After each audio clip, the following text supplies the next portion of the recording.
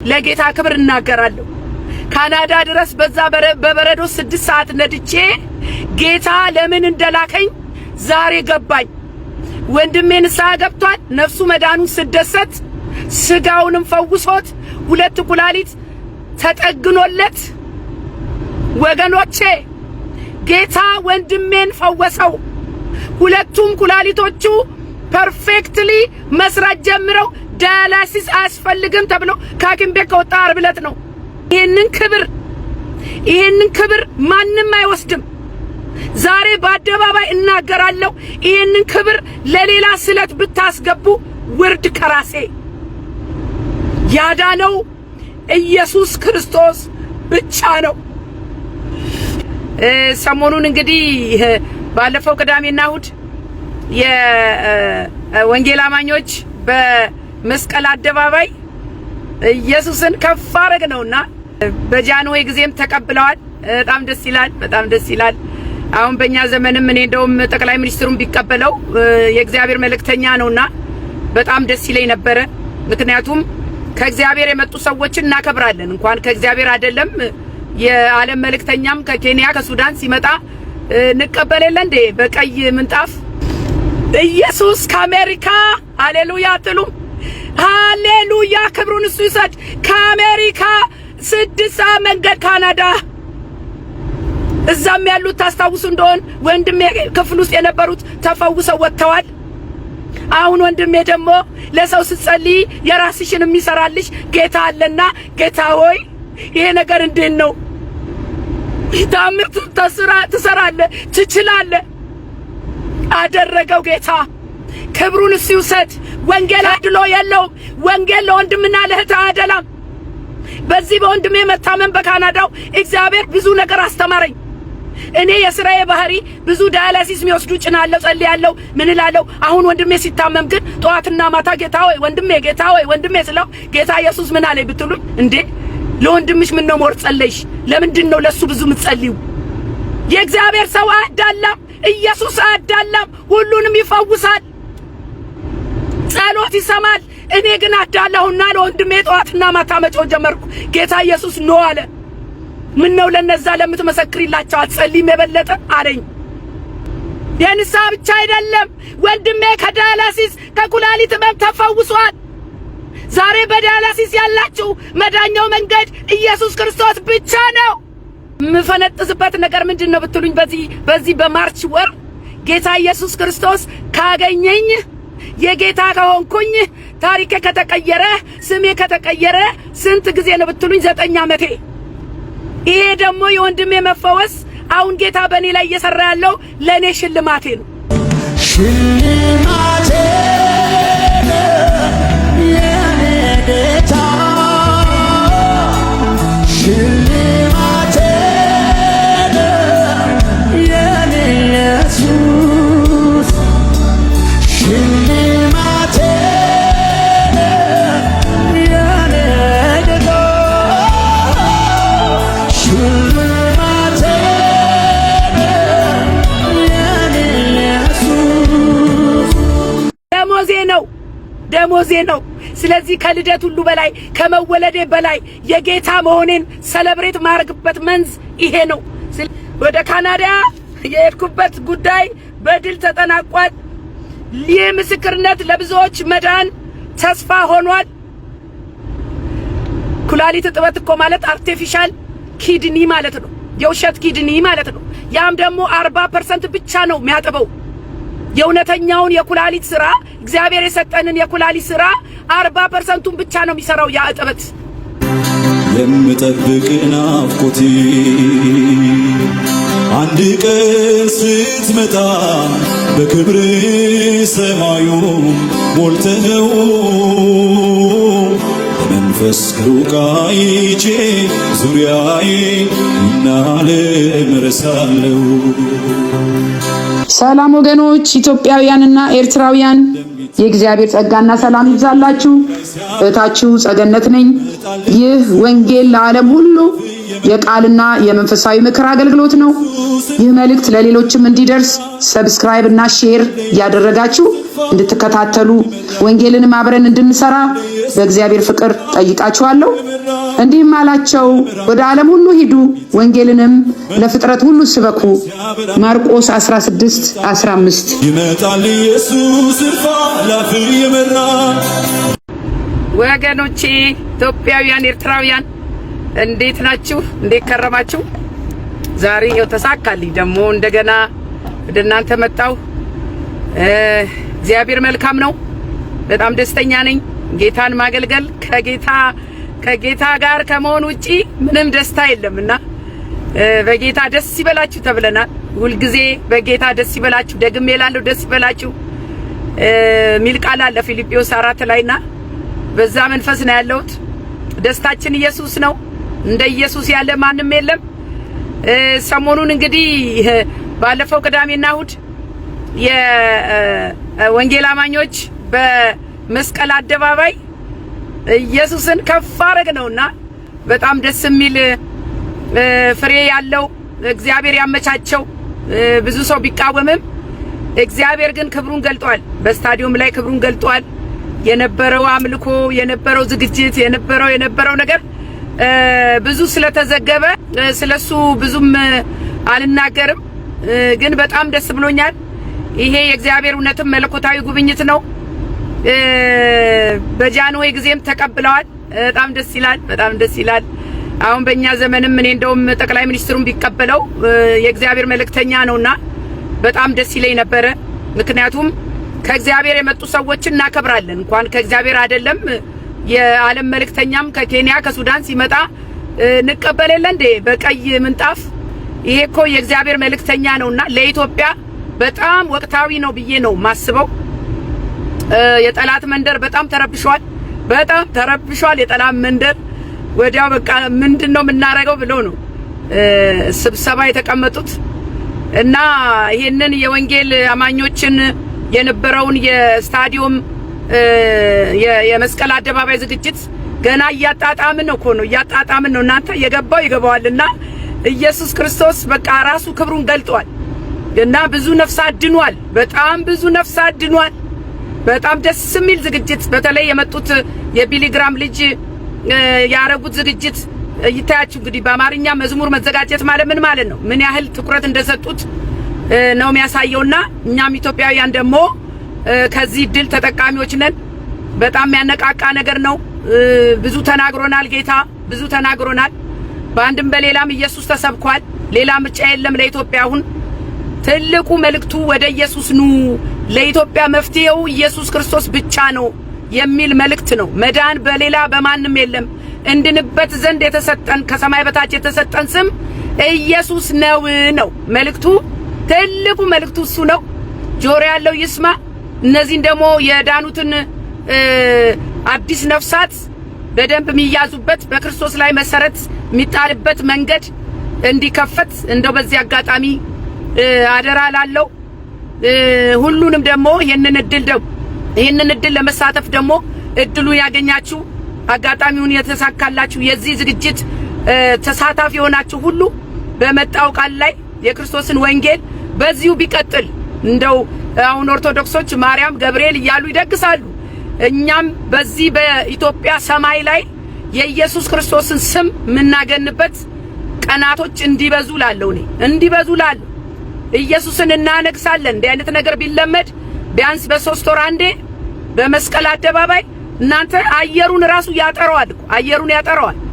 ሰሞኑን ደግሞ በጣም የተበሳጨ መንፈስ ዛሬ ያው ሚዲያ ላይ እንደሚራገበው የሆነ ሙስሊም ከኦርቶዶክስ ወደ ኦርቶዶክስ የሄደ ሙስሊም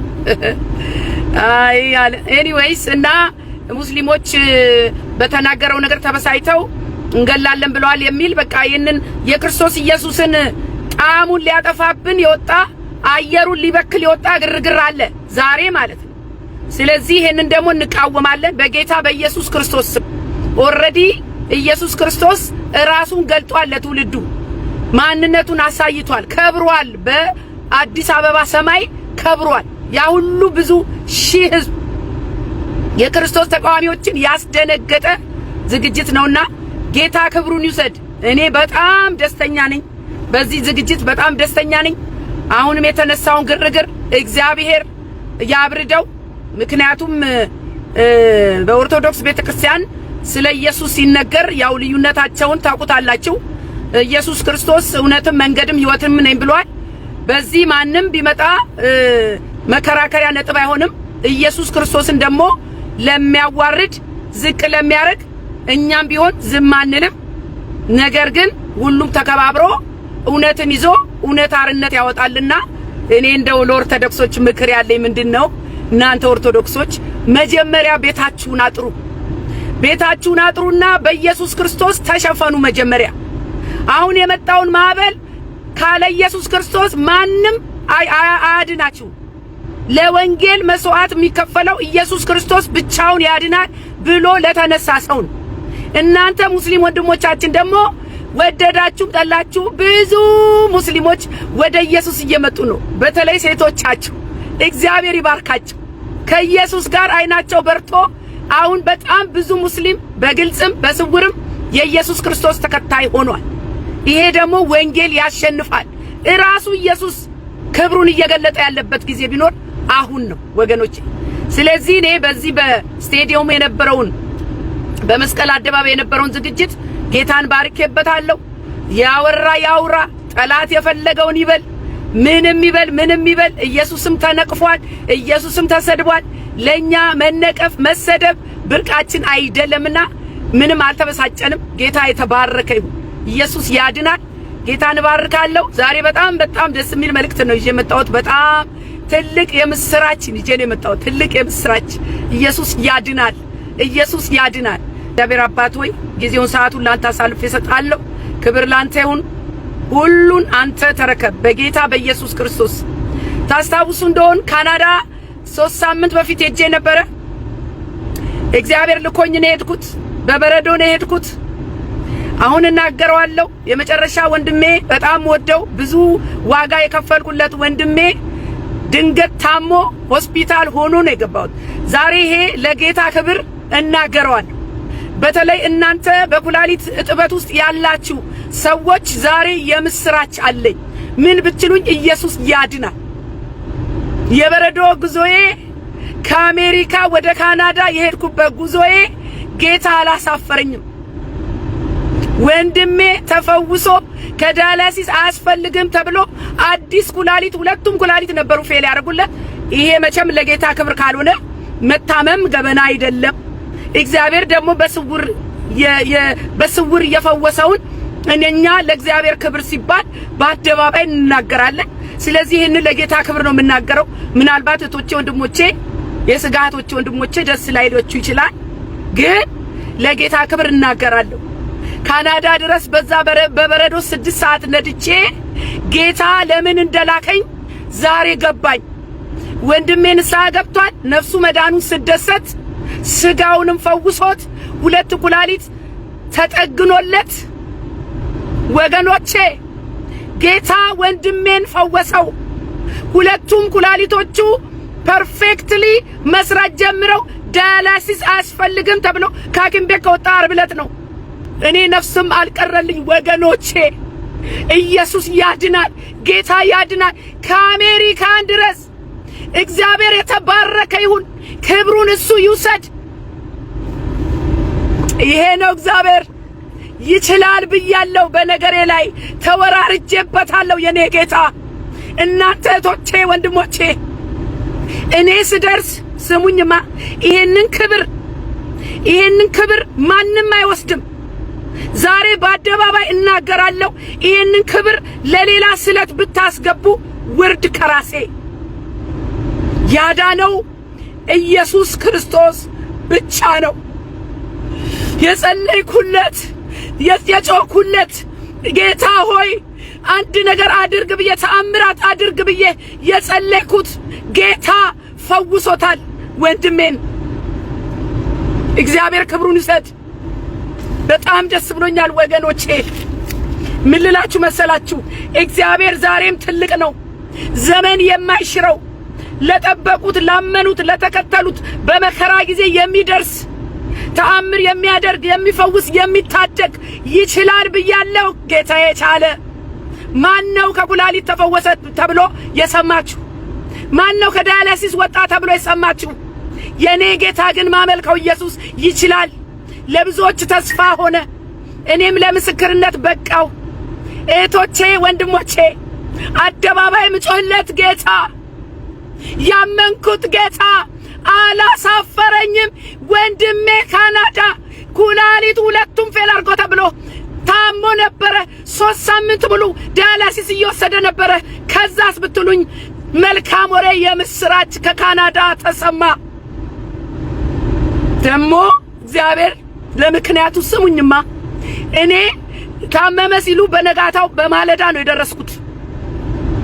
ከቄሱ ቀድሜ፣ ከአባ ቀድሜ፣ ከጸበል ቀድሜ፣ ከቅዱሳን ከምትሉት ነገር ሁሉ ቀድሜ ጌታ ደርሶለት የዳነው በክርስቶስ ኢየሱስ ስም ተጸልዮለት ነው።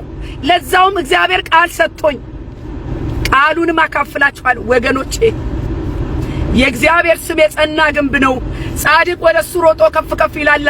ምሳሌ 18:10 ላይ ለወንድሜ የሰጠኝን ቃል ግን ላካፍላችሁ። በጣም የሚገርማችሁ ነገር ነው የተሰጠኝ በጌታ በኢየሱስ ክርስቶስ ስም። እግዚአብሔር መልካም ነው ወገኖቼ። ለኔና ለናንተ ላመኑት አያሳፍርም። ኢየሱስ ያድናል። ሉቃስ ወንጌል ምዕራፍ 13 ላይ ነው የተሰጠኝ። ለወንድሜ የተሰጠኝን ቃል ነው የምነግራችሁ።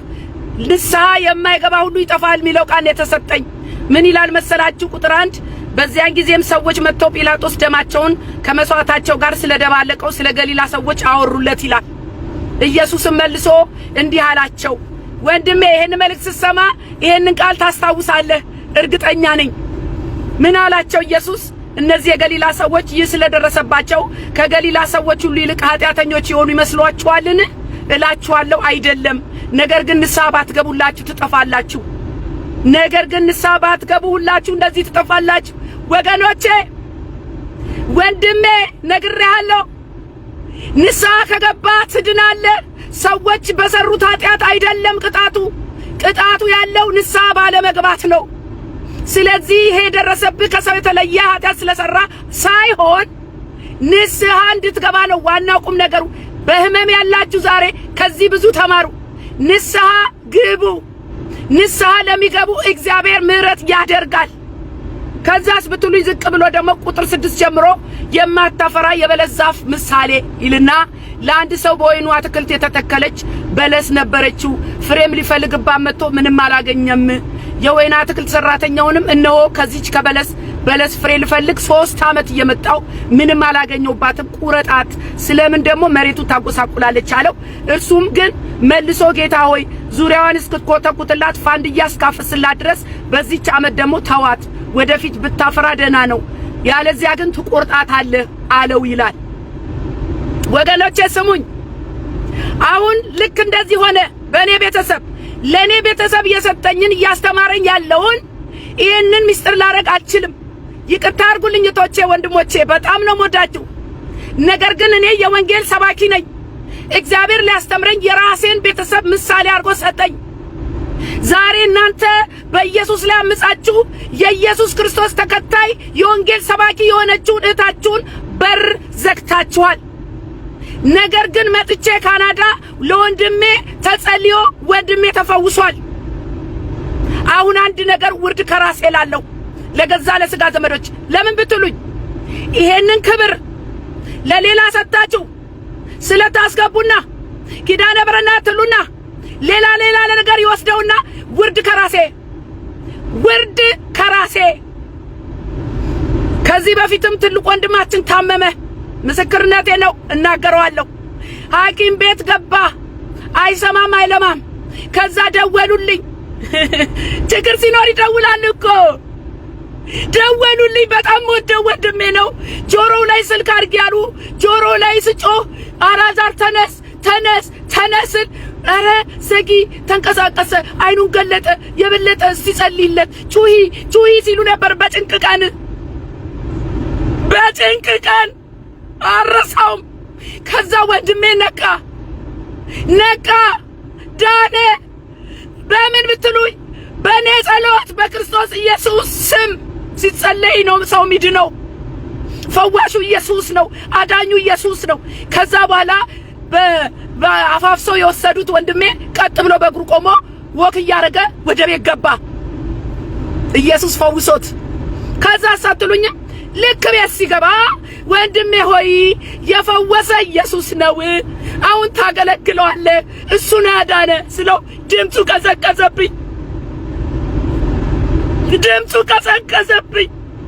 ከዛ በኋላ የነፍስ አባት መጡ ተባለና ይሄን ነገር አትደባልቁ አሉ። ምኑ ነው የሚደባለቀው? እናንተ የምታመልኩት ኢየሱስ መስሎኝ በሁለት ቢላዋ የምትሉን ነገር ምን ማለት ነው? ምን ማለት ነው? የጨለማ ሐሳብ ያለ መረዳት ቃሉን። ከዛስ ወንድሜ ማናገር አልቻልኩም። ከዛ በኋላ ድምፁንም አልሰማው። ስደውል ፊት ነሱኝ፣ ተኝቷል ይላሉ። ከዚህ በኋላ አይጮህበትም አሉ። ስሙኝ፣ እኔ ምስክርነቴ ነው። እኔ ምንም የምደብቀው ነገር የለም። ያ ወንድሜ ከአንድ ሳምንት በኋላ ተመልሶ ታመመ፣ አይሲዩ ገባ። ገንዘብ አላዳነው፣ ጸበል አላዳነው፣ ቅባ ቅዱስ አላዳነው። ኢየሱስ ነበረ ያዳነው።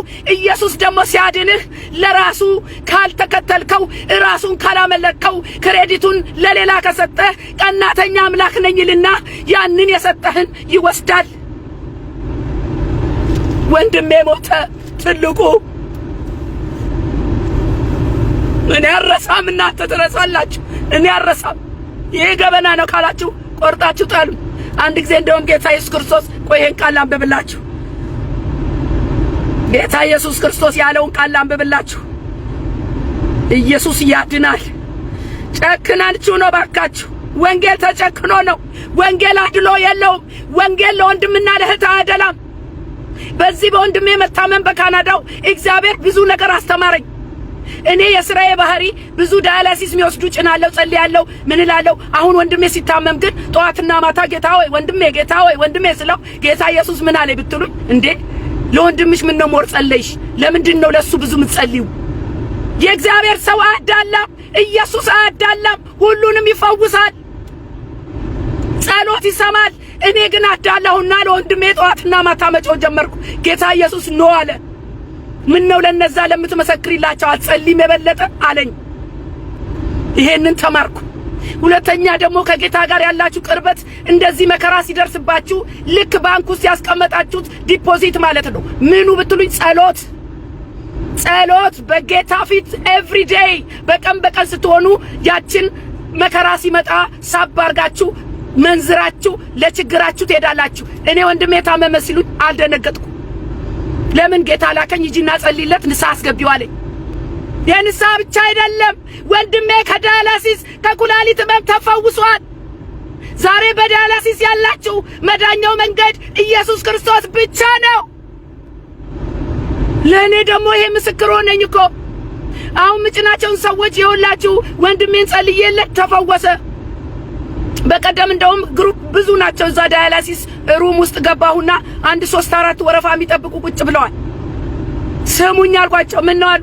ወንድሜ እኮ ከዳያላሲስ ተፈወሰ። እኔ ጸልዬ፣ እኔ ወንጌል ሰባኪ ነኝ። ያም ለኔ ጸልይልኝ። ጌታ በእኛ ሊሰራ ወዶ ነው። ኢየሱስ ያድናል። ከዛስ ብትሉኝ አሁን ይሄ ለወንድሞቼ ነው። ወንድሞቼ፣ ስጋ ወንድሞቼ ቶቼ፣ እኔ ከእንግዲህ በኋላ እናንተን በተለየ አይን ማይበት አንዳችም ምክንያት የለም። ጌታዬን አስተማረኝ። እህታችሁ ነኝ በስጋ አዎ፣ ነገር ግን አላዳላም። ነገር ግን ከማንም የተለየ አላያችሁም። ምን ብትሉኝ ይሄን ቃል ሰጠኝ። ሉቃስ 8:21 ላይ እሱም መልሶ እናቴና ወንድሞቼስ የእግዚአብሔርን ቃል ሰምተው የሚያደርጉት እነዚህ ናቸው አለኝ። ሃሎ፣ ኢየሱስ ያድናል። ኢየሱስ ከአሜሪካ ሃሌሉያ ትሉ ሃሌሉያ፣ ክብሩን እሱ ይሰጥ።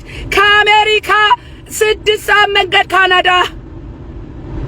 እዛም ያሉት ታስታውሱ እንደሆን ወንድሜ ክፍል ውስጥ የነበሩት ተፈውሰው ወጥተዋል።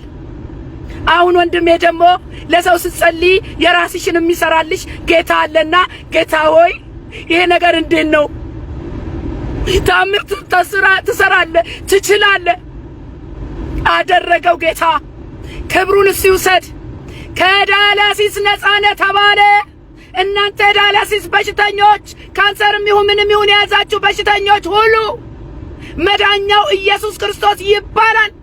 ወንድሜ የዳነው በኢየሱስ ክርስቶስ ስም ተጸልዮለት ነው። አሁን ለወንድሜ በዚህ በፐብሊክ በአደባባይ እንናገራለሁ። ያዳነ ኢየሱስ ክርስቶስ ነው። ከዚህ በኋላ ኢየሱስ ክርስቶስን ካልተከተልክ ቀናተኛ አምላክ ነኝ ያለው ጌታ መዳንህን ያነሳል። ክብሩን ለሌላ አይሰጥም። የፈወሰህ እንድታገለግለው ነው። ወደ ነበርክበት ጨለማ ከተመለስክ ሞት ነው። ከዚህ በኋላ ሁለት ሞት፣ መጀመሪያውንም ንስሐ ባልገባ ይሻለው ነበር ይላል የእግዚአብሔር ቃል። ስለዚህ ወደ ካናዳ የሄድኩበት ጉዳይ በድል ተጠናቋል። ይህ ምስክርነት ለብዙዎች መዳን ተስፋ ሆኗል። ኩላሊት እጥበት እኮ ማለት አርቲፊሻል ኪድኒ ማለት ነው። የውሸት ኪድኒ ማለት ነው። ያም ደግሞ 40% ብቻ ነው የሚያጥበው። የእውነተኛውን የኩላሊት ስራ እግዚአብሔር የሰጠንን የኩላሊት ስራ 40%ን ብቻ ነው የሚሰራው። ያ እጥበት እግዚአብሔር እንዳስቀመጠው እኔና እናንተ የተሰጠን አካላት መተካት የሚችለው ኢየሱስ ክርስቶስ ብቻ ነው። ይሄ ነው። እንደነ ጴጥሮስ እንደነ ጳውሎስ ዛሬም እግዚአብሔር ይችላል። በቃ ይሄንን በጣም የሚገርማችሁ ነገር ሌሎች ብዙ ሊሉ ይችላሉ። ያዳነው ግን ኢየሱስ ክርስቶስ ይባላል።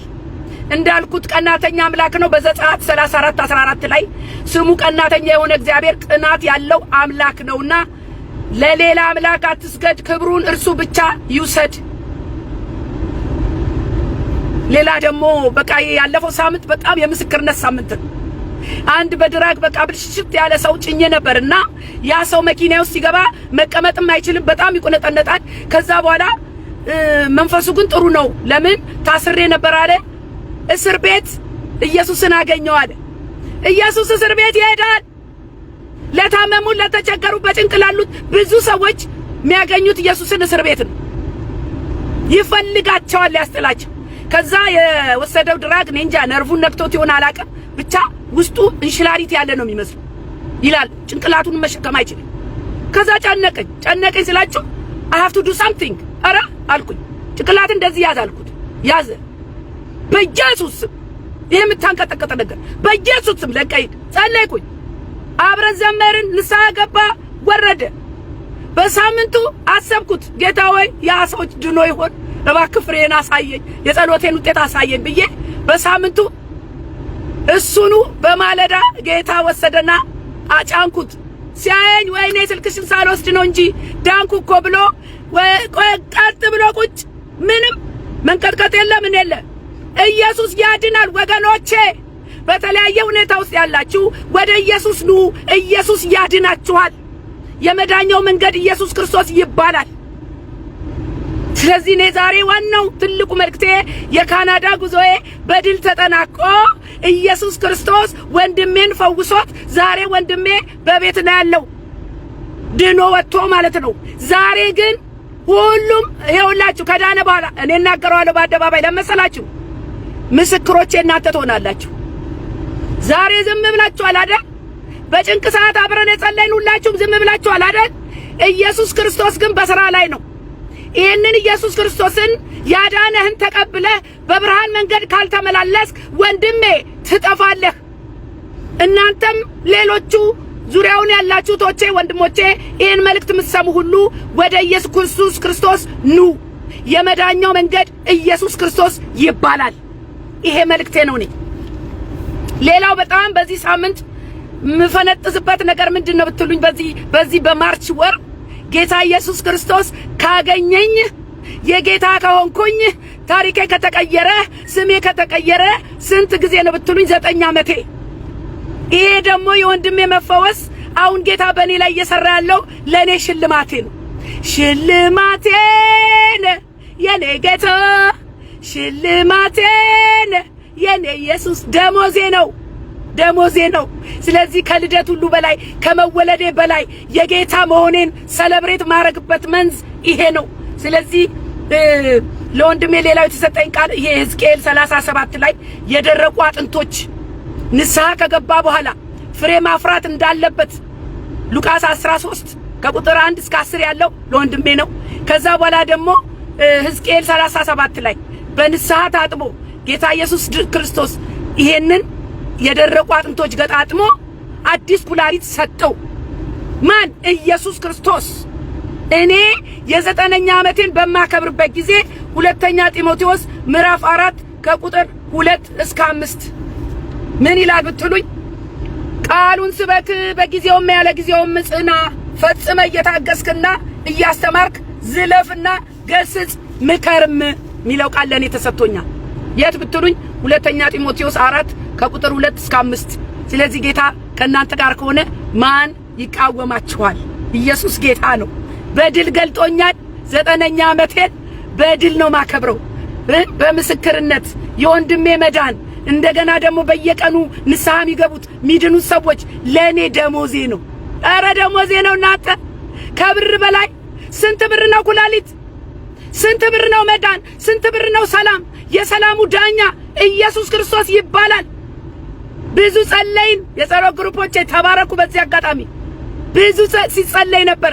ጸሎታችንን የሰማ እንባችንን ያበሰ ጌታን እባርከዋለሁ፣ አመሰግነዋለሁ። አሁንም ወደ ኢየሱስ ኑ ብዬ ለሁላችሁም አደራ አላችኋለሁ። እኔ ፍሬን አየሁ። በእውነት ነው የምላችሁ፣ ፍሬን አየሁ። ከዚህ በላይ ምንም ደስታ የለኝም። መዳኛው መንገድ እውነትም መንገድም ሕይወትም እኔ ነኝ ያለው ኢየሱስ ክርስቶስ ብቻ ነው። እናንተ በኢትዮጵያ ውስጥ ያላችሁ ቅዱሳን በርቱ። ወንጌል በኃይል ይሰበክ። ከዚህ ከስታዲየሙ መልስ ደግሞ ብዙ መነቃቃት፣ ብዙ ስራ ይጠበቅብናል። እድለኞች ነን እኔና እናንተ የዚህ ፕሮግራም ተካፋዮች መሆናችን ራሱ እኔና እናንተ በጣም እድለኞች ነን። ስለዚህ አሁን አየሩ ራሱ እኮ ተንጫጫ፣ ያም ተንጫጫ፣ ያም ተንጫጫ። አሁን ደግሞ ሙስሊምና ኦርቶዶክስ፣ በነገራችሁ ላይ ሙስሊምና ኦርቶዶክስ እኮ የምትግባቡበት ጉዳይ አለ። ትክክለኛው ወንጌል ላይ የተጻፈው ኢየሱስ ክርስቶስ ብቻውን አዳኝ ነው የሚለው ነገር ቅዱሳን ያማልዳሉ። ያኛው ያድናል፣ ይሄኛው ያድናል የሚለው ነገር እዛ ቤት አለ። ስለዚህ እንደውም እኔ ለኦርቶዶክሶች ያለ ምክር ምንድነው? ስለ ኢየሱስ ያለውን ጉዳይ ለኛ ተውት። እኛ ዲል እናረጋለን፣ ግዴላችሁ። እኛ ጋር ነው እውነተኛው የክርስቶስ መጽሐፍ ቅዱስ ላይ ያለው የክርስቶስ ሥራ ያለው። ምናቀው እኛ ነን፣ ያነበብነው ኢየሱስን ብቻ ምናመልከው እኛ ነን። እዛ ቤት የተቀላቀለ ነገር አለ። ሌላ ጊዜ ደግሞ መጣበታለሁ በዛ ጉዳይ። ትውልዱን በተረት ተረት ሆዱን ይወጠራችሁ እናንተ። ዛሬ ደግሞ ይኸው የክርስቶስ ተቃዋሚ መንፈስ አየሩን ሊበክል፣ እኛ ገና የቅዳሜና እሑዱን የወንጌል ነገር ሳናጣጥም ሌላ ጣጣ መጣደም፣ ሌላ ጣጣ፣ ሌላ ፍጭት። ሁሉም የራሱን ሃይማኖት ይዞ ከተቀመጠ በኢየሱስ የሚመጣ ነገር ግን ሁላችንም ይመለከተናል። ለምን ብትሉኝ ኢየሱስ ክርስቶስ ጌታ ነው፣ የጌቶች ጌታ ነው። በዚህ አንደራደርም። እኛ የወንጌል አማኞች ክብር ለእግዚአብሔር ይሁን። ወገኖቼ ሰለብሬት አድርጉልኝ። ተስፋ ያለው ጉዞ ነው። በቃ ከጌታ ጋር ክብሩን እሱ ይውሰድ። በጣም ደስተኛ ነኝ። ሁላችሁም በጸሎት ያገዛችሁኝ የሄድኩበትም ጉዳይ ያው እንደነገርኳችሁ የነበረውን ነገር ተከታትላችኋልና ዛሬ በመልካም ውጤት ጌታ አክብሮኛል። ክብሩን ጌታ ጠቅልሎ ይውሰድ። ተባረኩ። መልእክቴ ጨርሻለሁ። ኢየሱስ ያድናል። መልካም ምሽት ይሁንላችሁ ኢትዮጵያ። መልካም ቀን አሜሪካና ሌላ ቦታ ያላችሁ ተባረኩልኝ። ሻሎም ሻሎም። የምጠብቅ ናፍቆቴ አንድ ቀን ስትመጣ በክብር ሰማዩ ሞልተኸው መንፈስ ሩቃይቼ ዙሪያዬን እናለም ረሳለሁ። ሰላም ወገኖች ኢትዮጵያውያንና ኤርትራውያን፣ የእግዚአብሔር ጸጋና ሰላም ይብዛላችሁ። እህታችሁ ጸገነት ነኝ። ይህ ወንጌል ለዓለም ሁሉ የቃልና የመንፈሳዊ ምክር አገልግሎት ነው። ይህ መልእክት ለሌሎችም እንዲደርስ ሰብስክራይብ እና ሼር ያደረጋችሁ እንድትከታተሉ ወንጌልንም አብረን እንድንሰራ በእግዚአብሔር ፍቅር ጠይቃችኋለሁ። እንዲህም አላቸው፣ ወደ ዓለም ሁሉ ሂዱ፣ ወንጌልንም ለፍጥረት ሁሉ ስበኩ። ማርቆስ 16:15 ይመጣል ኢየሱስ እልፍ አእላፍ እየመራ